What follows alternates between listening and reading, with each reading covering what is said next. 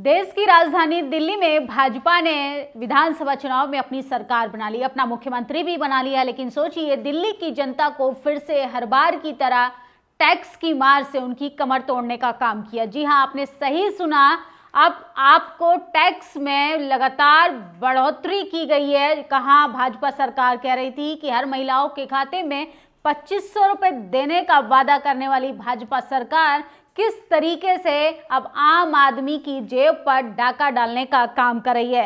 ये पेपर की कटिंग देखिए, किस तरीके से दिल्ली वालों के लिए सरकार की ओर से एक तोहफा। दिल्ली वालों अब बिना शुल्क दिए हुए पार्कों में नहीं जा पाएंगे। तो किस तरीके से डीडीए फ्लैट के चार्जेस हैं, जहां पर आपको 20 रुपए से लेके 100 रुपए तक का पैसा देना पड़ेगा, तब जाके अब आप जो हैं धूप का मजा ले पाएंगे, खुली हवा में सांस ले पाएंगे, क्योंकि भाजपा सरकार ने इस पर भी टैक्स लगाने का काम किया।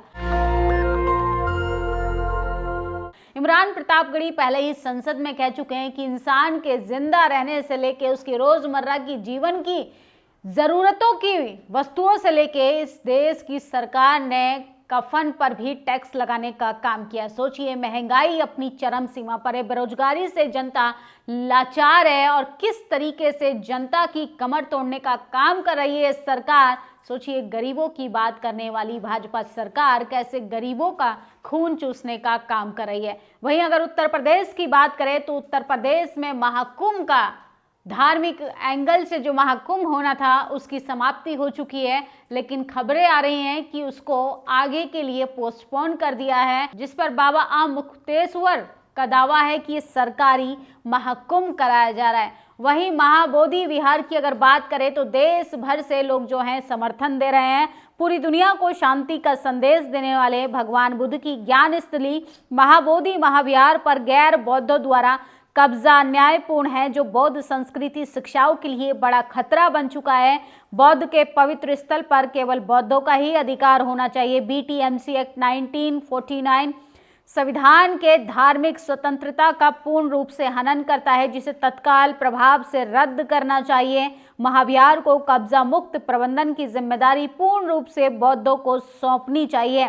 तो आमरण अनशन पर लगातार सभी बौद्ध भिक्षु और भिक्षुणियां और बुद्धिस्टों का लगातार अनशन जारी है। और सोचिए, किस तरीके से आज़ाद समाज पार्टी ने और भीम आर्मी ने, भारत एकता मिशन ने भी अपना सहयोग दिया है और कहा है कि हम इस आंदोलन को बड़ा आंदोलन बनाएंगे और सरकार जब तक हमारी मांगों को नहीं मानती है तब तक हम पीछे हटने वाले नहीं हैं। बौद्धों को न्याय की पुकार, बीटीएमसी अधिनियम 1949 को निरस्त करो, महाबोधि महाविहार बौद्धों का पूर्ण अधिकार। तो सोचिए, 1949 बीटीएमसी एक्ट को रद्द करने की मांग हो रही है। किस तरीके से महाबोधि विहारों पर, मठों पर ब्राह्मणवाद मनुवाद का कब्जा है, ये अब लोग जान चुके हैं। अब लोगों को चाहिए कि बौद्धों की विरासत को जो है वो बौद्धों को लौटाया जाए, उनकी धरोहर को किसी और धर्म के अनुयायियों का कब्जा नहीं चलेगा। और एसटी एससी ओबीसी को ढूंढते रह जाओगे। गोरखपुर विश्वविद्यालय में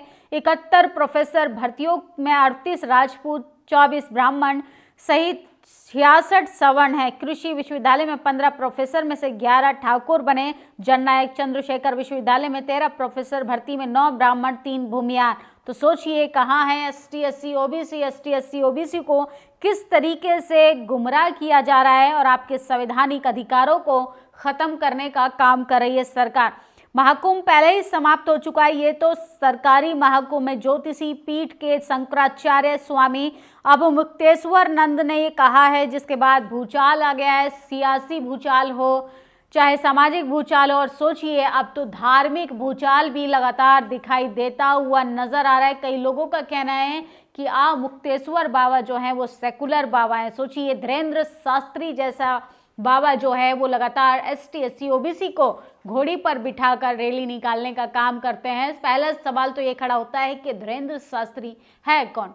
संविधान से ऊपर धीरेन्द्र शास्त्री हैं या संविधान से ऊपर उनकी बागेश्वर धाम सरकार है, जो एसटी एससी ओबीसी के उनके मूल अधिकार, संविधान जब उनको आज़ादी देता है अपनी स्वेच्छा अनुसार कोई भी काम करने की, तो बागेश्वर धाम क्या मैसेज देना चाहते हैं कहीं उनके दिमाग में जातिवाद तो नहीं, या वो मानते हैं कि देश को आज़ाद हुए हुए 75 साल हो गए हैं, लेकिन जाति के आधार पर ST SC OBC को आज भी मटका छूने पर, घोड़ी चढ़ने पर, यहाँ तक कि अच्छा कपड़ा पहनने पर, कॉलेज यूनिवर्सिटी में एडमिशन लेने पर भी अभी भी उनका अंगूठा काटा जाता है।